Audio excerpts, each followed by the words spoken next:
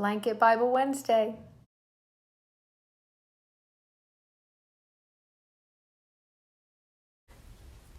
Good morning. Time for Blanket Bible Wednesday. The story today is the defeat of Amalek.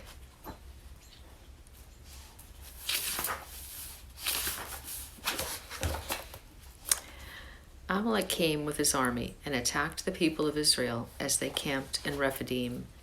And Moses said to Joshua, "Choose men and go out and fight with Amalek. Tomorrow I will stand on the top of the hill with the rod of God in my hand."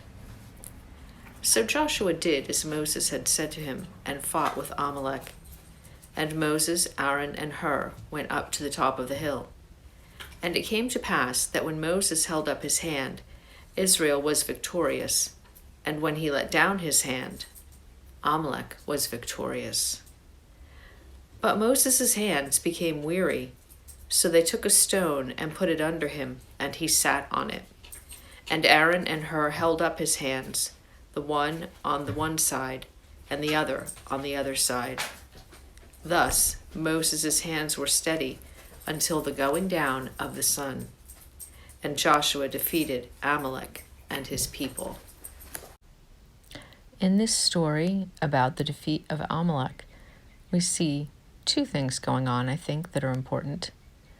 First, we see that God is always there for his people.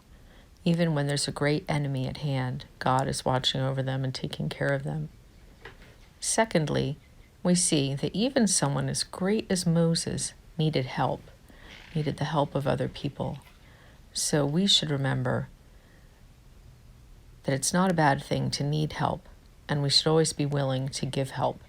Some days we're Moses and we need help. Some days we're Aaron and Hur, and it's our turn to give someone help.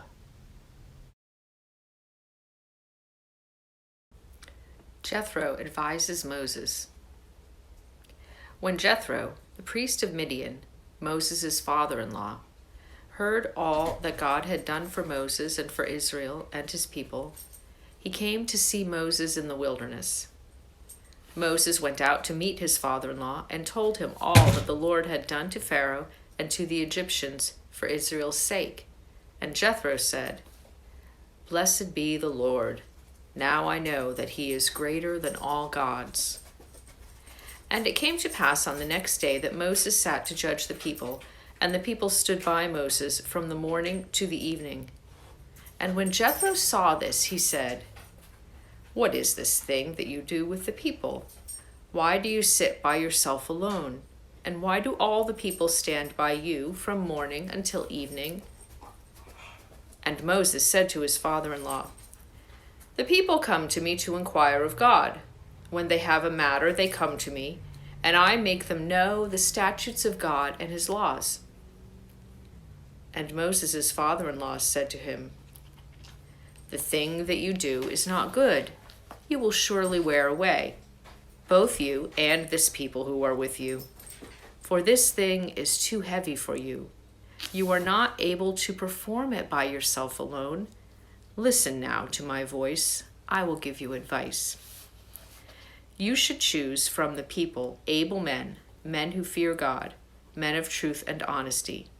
Place them over the people to be rulers of thousands, and rulers of hundreds, rulers of 50, and rulers of 10. And let them judge the people at all times. Every great matter they shall bring to you, but every small matter they shall judge themselves. Thus shall it be easier for you, and they shall share the burden with you. If you shall do this thing, and God so commands you, then you shall be able to endure, and all this people shall go to their place in peace." Moses listened to the voice of his father-in-law and did all that he said. He chose able men from all Israel and made them rulers of thousands, rulers of hundreds, rulers of 50s, and rulers of 10s.